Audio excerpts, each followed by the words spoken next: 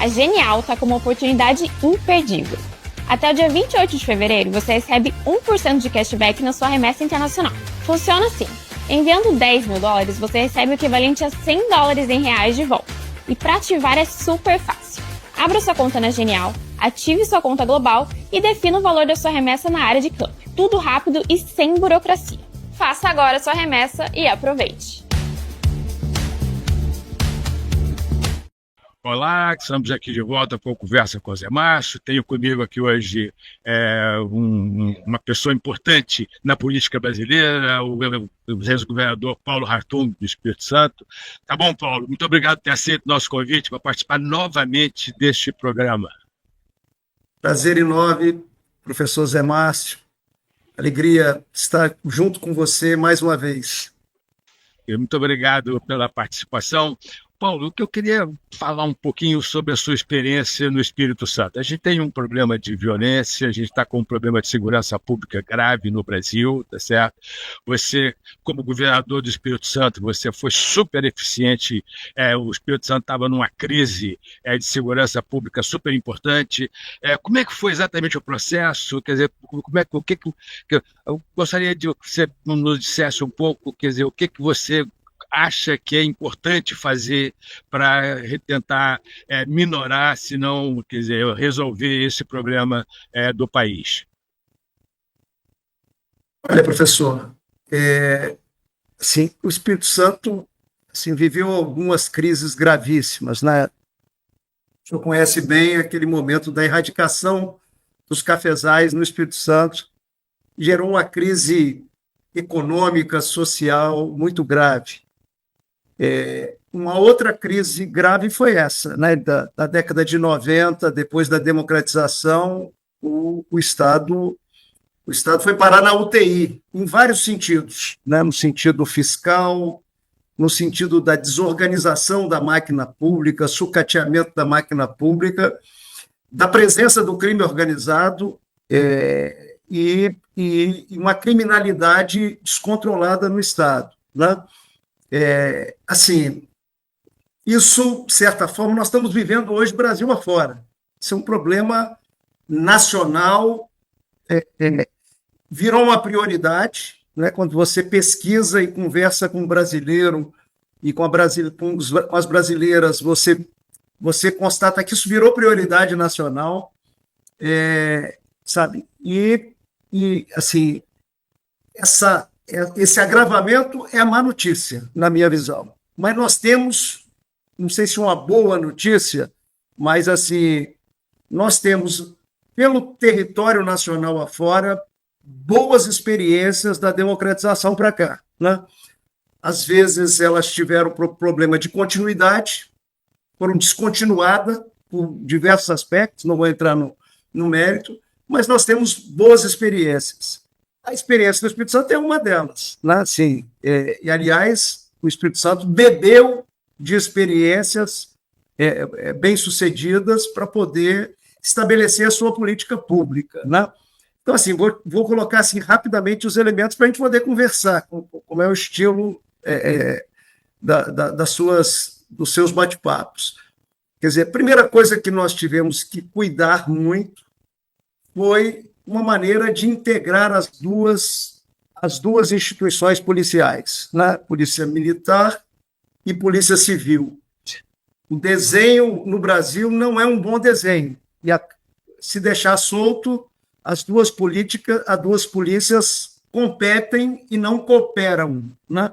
Então, você tem que criar uma mesa, com reuniões permanentes, né? Para avaliar todas as questões, homicídio, roubo, furto, todos os indicadores de uma maneira geoprocessadas, né? Aonde isso está ocorrendo, né? Então, esse foi um passo importante. Nós não inventamos isso, né? Essa mesa depois trouxe a Polícia Rodoviária Federal, trouxe a Polícia Federal, em alguns momentos trouxe as Forças Armadas. Essa mesa, em algum momento, trouxe as outras instituições, né? O Ministério Público Estadual, a Defensoria Pública, né? dialogou muito com a justiça, quer dizer, então, assim, essa é uma boa experiência, né? Vou voltar a dizer, não foram os capixabas que inventaram, mas nós aperfeiçoamos essa experiência e passamos a ter uma rotina de trabalho que acabou criando algum nível de integração, que é um grande desafio no sistema, no nosso país. A outra coisa importante, professor, que nós fizemos foi construir um sistema prisional, né? O Espírito Santo, quando eu cheguei ao governo, eu posso dizer que praticamente inexistia um sistema prisional. Nós tínhamos 106 agentes penitenciários na época, só para ver o número de funcionários do sistema prisional, para saber a situação que nós estávamos. Então, nós tivemos que fazer uma coisa difícil, né? É caro construir, e o custeio dessa estrutura é pesado, né? O sistema prisional precisa funcionar sem essa história de entrar malotes de fora para dentro e assim por diante, com todas as consequências que nós estamos assistindo no Brasil. Então, assim, o Estado precisa financiar essa estrutura, né, na sua plenitude. Então, foi um enorme desafio. Assim, pensar o seguinte: no meu ciclo primeiro de governo, nós dotamos o Espírito Santo, estado pequeno, né, população pequena, de 12 mil novas vagas no sistema prisional. Então, assim, faz toda a diferença. Você ter um sistema prisional que funcione, isso você tem um impacto na rua, no dia a dia, nas comunidades, né? Nos bairros, na periferia, nos centros das médias e grandes cidades, e assim por diante. Quer dizer, então, assim, nós fomos construindo, algumas coisas nós não conseguimos. Quer dizer, o Brasil, não preciso dizer que o Brasil prende muito e prende mal, é só ver a população carcerária do país nos dias atuais, né? Nós não conseguimos evoluir nesse debate que precisa envolver o parlamento brasileiro, precisa envolver o judiciário, o sistema de justiça, o Ministério Público e assim por diante. Mas conseguimos evoluir muito, né? Assim, tiramos a pata da política de baixa qualidade das instituições policiais. Isso é uma outra coisa importante, né? Às vezes esse é um problema crítico nas instituições policiais do nosso país, né? Quer dizer, quando eu cheguei ao governo, tinha interferência da baixa política na nomeação de agentes decisivos desse trabalho, e nós conseguimos, de certa forma, proteger, blindar para que essas instituições pudessem funcionar com outros métodos e com outros critérios. Simultaneamente, aí eu tenho que dar muito crédito, o presidente Fernando Henrique, em algum momento, queria intervir no Espírito Santo, chegou à conclusão que a intervenção paralisaria a tramitação das reformas estruturantes, então ele não interviu, mas mandou uma força-tarefa para o Estado, de procuradores federais, de Polícia Federal. Isso também foi muito importante naquilo que eu chamo de um desmantelamento do crime organizado no estado do Espírito Santo, coisa que envolvia gregos, troianos e capixabas juntos. Então, assim, o que mostra que não é possível uma política de segurança pública que não seja uma política nacional de segurança pública, ou seja, que o governo federal não esteja junto, né? Qual é o grande problema que eu vejo, para terminar, que está muito longa a resposta? Quer dizer, esse desafio de segurança, né, sempre foi um jogo de empurra no país, né? O governo federal, sabe, lê a Constituição do jeito deles e fala, não, isso é uma atribuição dos estados federados. Então, assim, não tem como fazer jogo de empurra, quer dizer, não tem como enfrentar problema de tráfico de drogas, não tem como enfrentar problema de grilagem de terra, como a gente está vendo na Amazônia, não tem como enfrentar problema de garimpo ilegal, não tem como enfrentar o problema de armas sem uma política integrada do Brasil. Então, nós precisamos de uma política nacional de segurança pública. Se a gente foi capaz de desenhar o Sistema Único de Saúde, que eu acho que quem tinha dúvida da sua importância mudou de opinião durante a pandemia, quer dizer, o que nós precisamos desenhar, mas desenhar com funcionalidade, é um sistema único, um sistema integrado de segurança pública no país, para que você tenha um ganha-ganha. Porque o cara pergunta, mas o município tem papel? Tem papel até em iluminar os bairros, professor. Até a qualidade da iluminação pública você conecta com a segurança pública. E imagine com o vídeo monitoramento, tanta tecnologia que nós temos hoje a serviço do aperfeiçoamento de políticas públicas e o que nós precisamos é integrar os 3 níveis de governo e colocar nessa mesa os demais poderes, o poder legislativo, o poder judiciário, que tem um papel importante, e eu acho que se esse problema já foi jogo de empurra, né? Já foi empurrado com a barriga durante muito tempo, eu acho que agora não tem como adiar uma discussão profunda e o desenho de uma política pública baseada em fatos, em evidências, em boas experiências mundo afora. Eu sempre acho que copiar coisa boa é um dever de casa que os brasileiros precisam começar a fazer. Então, assim, nós vamos ter que enfrentar esse problema. Esse problema já esteve presente nos últimos pleitos eleitorais. Você vê quantos prefeitos estão aí começando a entrar no tema de segurança pública, criando guardas municipais, equipando guardas municipais, fazendo vídeo monitoramento e tantas outras providências. Já entrou nas últimas eleições e eu acho que vai estar muito presente em 2026 no debate presidencial. Bom, Paulo, uma ótima início de conversa. Deixa eu fazer uma pergunta. Como é que eu não sei se você continua acompanhando essa questão aí no dia a dia das propostas? Quer dizer, como é que você está vendo essa proposta do governo federal de criar aí um sistema similar ao SUS, como você mesmo mencionou, quer dizer, para a segurança pública, integrado a nível nacional? Você acha que esse é o caminho?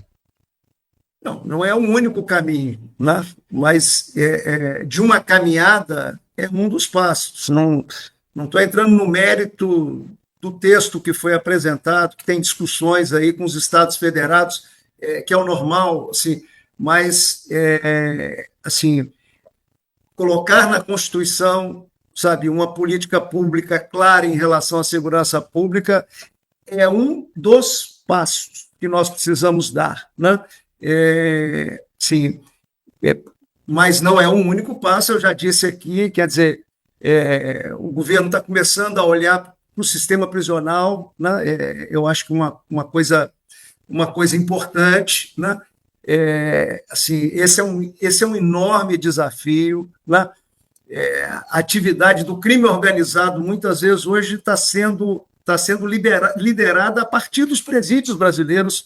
Isso é de conhecimento público, né? Então, assim, tem um dever de casa para fazer. Tem que olhar essa população carcerária de 800 mil presos, né? Ela só vai subir, né? Se isso é razoável, se isso faz sentido, né? Você está fazendo quase que uma escola do crime dentro desses presídios. Então, tem muita coisa a fazer, professor. Tem que instituir a cultura do trabalho coordenado entre as nossas agências policiais. Eu estou falando da Polícia Civil, da Polícia Militar nos estados, mas também da Polícia Rodoviária Federal, da Polícia Federal. Quer dizer, sabe, tem que ter uma cultura nova. Quer dizer, se a gente tem certeza de uma coisa, é que esse modelo que foi instituído no país há alguns anos atrás, ele não deu certo, né? E colocar mais dinheiro numa coisa que não deu certo, sabe, não resolve o nosso problema. Nós precisamos ter capacidade de renovar E aí eu volto a dizer, olhar as boas experiências que já foram praticadas nos Estados Federados brasileiros, olhar mundo afora, o que foi feito, né?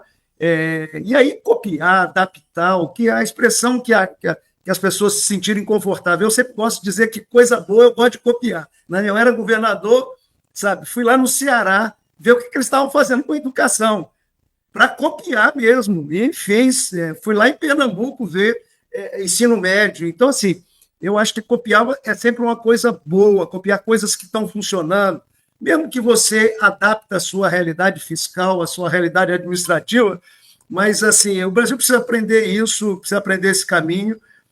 Quando você vê notícia do crime organizado em postos de gasolina, sabe, na produção de álcool, esse troço passou do limite. Quer dizer, eu acho que nós temos que, como sociedade, e eu falo geral, e como governo, que tem um papel de liderança, e eu estou falando de governo das instituições públicas, nós temos que ter capacidade de dar uma resposta à altura, como demos na saúde, a organizar um sistema único de saúde, que o município está lá sendo a porta de entrada do sistema, com atenção primária, você está com um sistema regionalizado e hierarquizado. Quer dizer, sabemos desenhar na saúde um sistema. Você pode discutir, não, mas falta um pouco de dinheiro no sistema, eu também acho. Falta um pouco de gestão também no sistema, não é só dinheiro, né? Mas nós temos uma arquitetura bem montada para enfrentar um desafio, inclusive de um país que está envelhecendo, e é um desafio grave. Mas nós precisamos ter esse desenho para a segurança pública, e pouca gente fala em sistema prisional, mas, sabe, um pé fraco ou uma perna fraca está dentro do sistema prisional, e nós precisamos, sabe, parar de fazer cara de paisagem, fingir que não estamos vendo as coisas, e colocar um olhar fixo, né? Ver as boas experiências. Nós, capixabas, vamos olhar como São Paulo descentralizou o sistema prisional depois do Carandiru. Nós viemos aqui em São Paulo olhar isso. Nós fomos na Espanha olhar o sistema prisional da Espanha. Quer dizer, para aprender com quem já fez melhor, já está fazendo melhor, e assim por diante. Eu acho que esse é o desafio, e a segurança pública, eu acho que ela não tem mais como vivenciar do jogo de empurra entre a União e os estados, e também não tem como ser empurrado com a barriga. É um desafio que está aí, e eu acho que toca no sentimento do brasileiro hoje. Ele quer ter direito de ir e vir. Por isso que quando um brasileiro vai no exterior e anda à noite com tranquilidade em cidades mundo afora e volta para o Brasil, ele fica tão indignado. Isso tem muito a ver, inclusive, com revoltas que nós vimos, como 2013, no nosso país. Perfeito. Agora, Paulo, deixa eu fazer uma pergunta. Existe uma enorme discussão sobre essa questão de quanto de repressão, essa questão do sistema prisional. A minha impressão é que tem a ver exatamente com isso, né?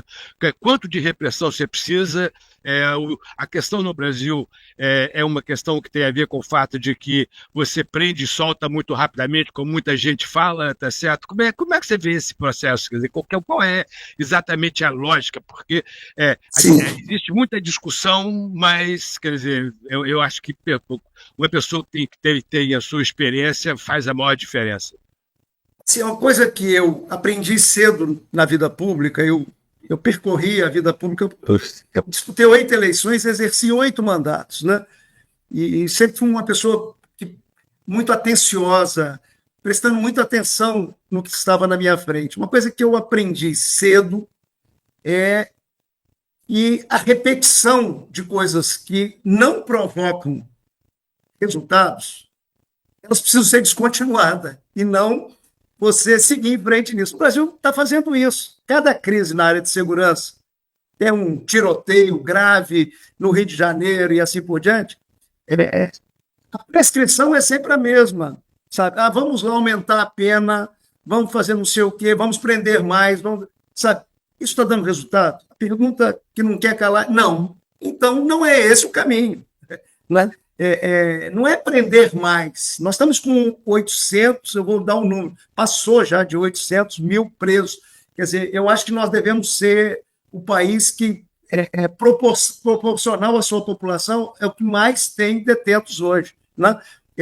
Isso está resolvendo? Não. Então, nós não precisamos prender em quantidade, nós precisamos simplesmente encarcerar com qualidade, e o cárcere tem que ter capacidade, inclusive, de fazer essa virada de chave de ressocialização naquilo que é possível, sabe? Tem que ter trabalho, tem que ter... Isso tudo que já tem uma discussão vasta e uma produção acadêmica vasta sobre isso. Então, assim, não é o modelo que a gente tem implementado, que o parlamento repetidas vezes está fazendo, né?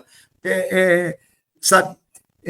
Segurança hoje precisa usar inteligência artificial, usar as novas tecnologias, quer dizer, em alguns casos, não é quantitativo de policiais. Assim, você vai em alguns países desenvolvidos do mundo, você não sai encontrando com polícia em tudo quanto é esquina, mas você anda à noite com muita tranquilidade, com muita segurança, e você está ali olhando os dados, as estatísticas de criminalidade desse país, baixíssimas, professor. Então, quer dizer, tem ferramentas, quer dizer, tem inteligência, tem inteligência policial, e hoje tem essas ferramentas tecnológicas para você impulsionar esse trabalho.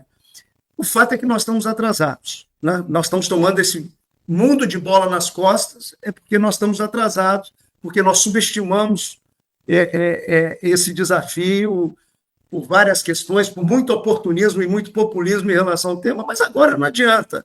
Nós temos que debruçar e temos que trazer a ciência junto, né? Não é o improviso. Improviso é isso que nós estamos fazendo ao longo do tempo. Tem que trazer a ciência, tem que olhar os casos que deram certo no Brasil, os casos que deram certo no mundo, o que faz sentido das experiências mundiais para um país com a renda que nós temos, com o orçamento que nós temos e assim por diante. Bom, Paulo, ótimo, realmente muito bom. Você acha que, para encerrar esse assunto, você acha que eu quero falar um pouquinho mais sobre o Brasil também com você? Então, você acha que que esse tema vai ser um tema importante, muito importante nas eleições de 2026? Você acha que isso vai ser algo mais ou menos um dos assuntos definitivos aí nas próximas eleições? Como é que você está vendo esse processo? Olha, assim, você tem um assunto que está presente no mundo hoje, que é a inflação, professor. Esse tem uma importância.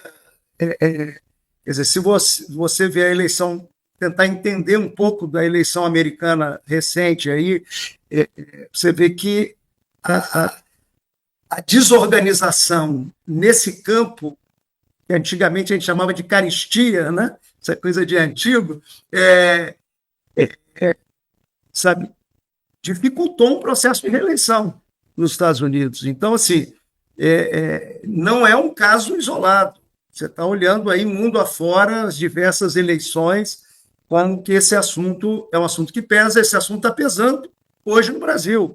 Eu acho que ele mexeu o ponteiro da popularidade do atual governo. Então, assim, esse é um assunto importante, né? As pessoas muitas vezes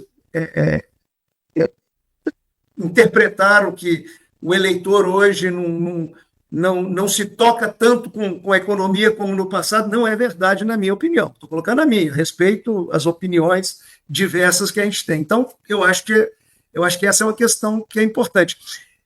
Dentro dessas questões importantes, segurança pública entrou na agenda, na minha visão. Sim, entrou na agenda. Não dá para subestimar esse tema, né? Sim, não conhecer esse Brasil que está aí. Esse Brasil nosso de hoje, professor, ele é muito diferente de 2 décadas atrás, 3 décadas atrás. Assim. Tem muita gente que está pensando no Brasil 20 anos atrás e tentando agir hoje. É muito diferente. O brasileiro, a brasileira que está aí na pista, mudou muito a sua concepção, os seus valores, né? E esse direito elementar de ir e vir, de sair de casa à noite e assim por diante, de ter segurança, esse é um valor que eu acho que subiu a régua, cresceu, sabe? Não estou dizendo que será o tema mais importante, não temos como saber isso com tanta antecedência. Quem fala essas coisas com tanta antecedência tá chutando, porque, assim, não vou dizer, mas eu acho que eu coloquei dois elementos que vão estar presentes no debate de 2026, seguramente, tanto a economia, né, para o bem e para o mal, depende de como é que ela vai estar. Né? Hoje não está bem, os sinais não estão positivos, a percepção da população não é boa, e a segurança pública hoje, que é péssima a avaliação que a população tem, é só olhar as pesquisas de opinião quando você pergunta à população das suas prioridades. Né? Esse tema subiu de prioridade, não subiu na cabeça dos líderes ainda. Você vê que coisa, como é que tem uma desconexão, vamos usar uma expressão do nosso tempo, entre o sentimento da população e as lideranças. As lideranças, esse mundo muito rápido, eu acho que as lideranças precisam tomar um choque de realidade aí para entender o que está no dia a dia da população, o que está incomodando, o que está, como é que está apertando o calo, né? Assim como os antigos falavam.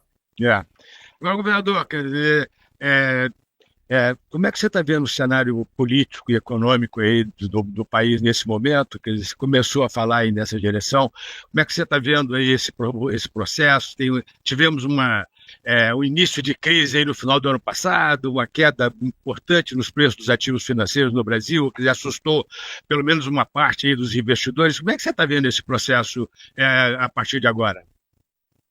Assim, primeiro, houve um erro de condução do ajuste fiscal no ano passado.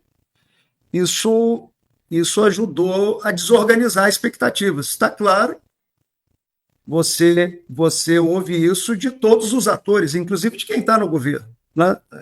Alguns dos que estão no governo reconhecem que houve uma condução inadequada no ano passado. Então, nós num ano que tinha indicadores bons, no ano passado nós tivemos indicadores bons de crescimento econômico, mercado de trabalho superaquecido, nossa balança comercial com um número que não era tão grande como no ano anterior, mas era um número robusto, né? Assim, reservas internacionais robustas que o país tem contado nesses últimos anos. Então, assim, num ano que tinha muitos dados positivos, você terminou o ano com um sinal muito negativo, né? Uma apreensão, uma desconfiança, né?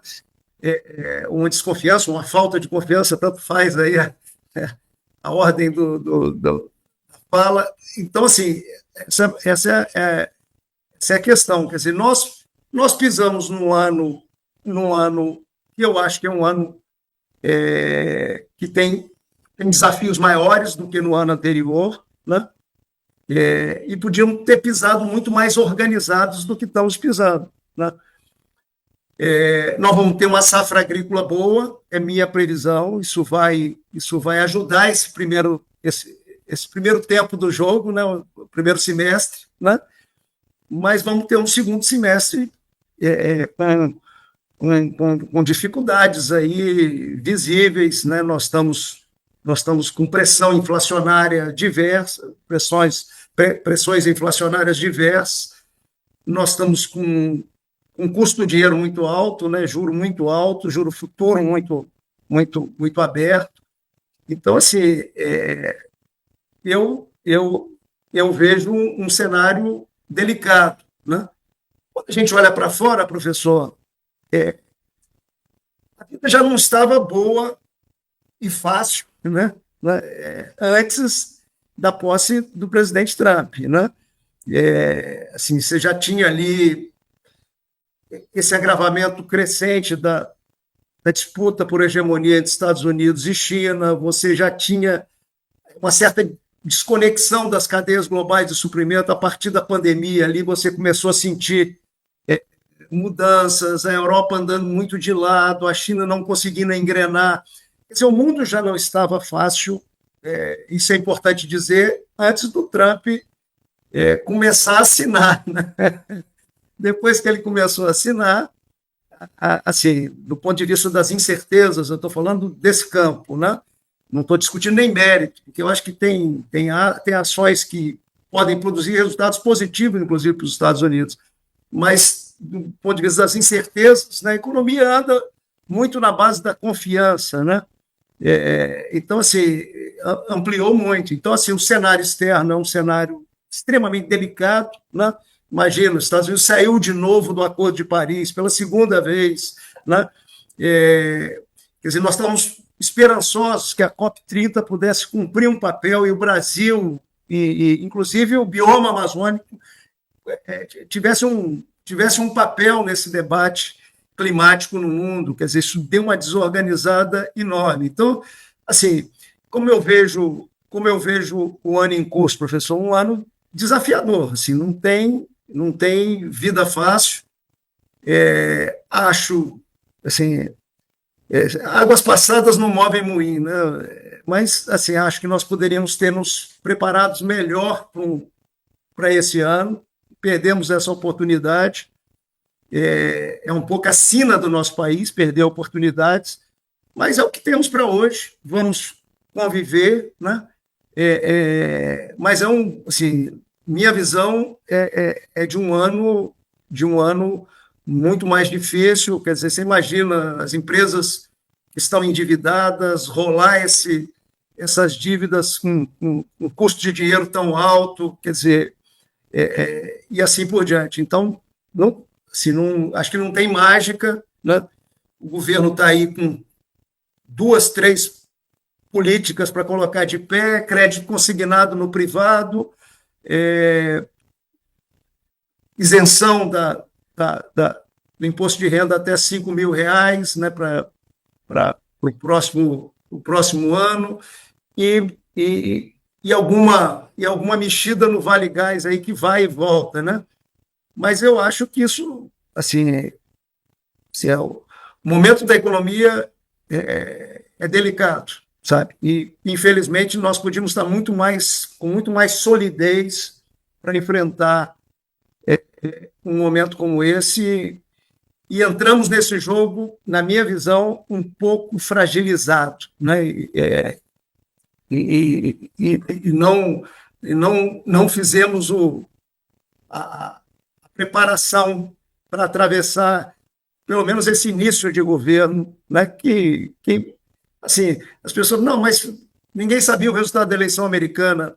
Estava muito nítido que a volta do Trump ela estava posta como uma opção com muita força junto ao eleitorado americano. Então, mas, enfim, como eu disse anteriormente, águas passadas não movem moinho. Tem que olhar para frente e ver o que é possível fazer para endereçar esses problemas que estão batendo nas nossas portas, né? Governador, muito obrigado por ter aceito nosso convite. Um prazer enorme essa conversa, uma conversa muito esclarecedora. Uma das pessoas que mais entende dessa questão de segurança pública, por isso fico muito grato com a sua participação. Muito obrigado, governador. Um abraço, Zé Márcio. Prazer. Um abraço.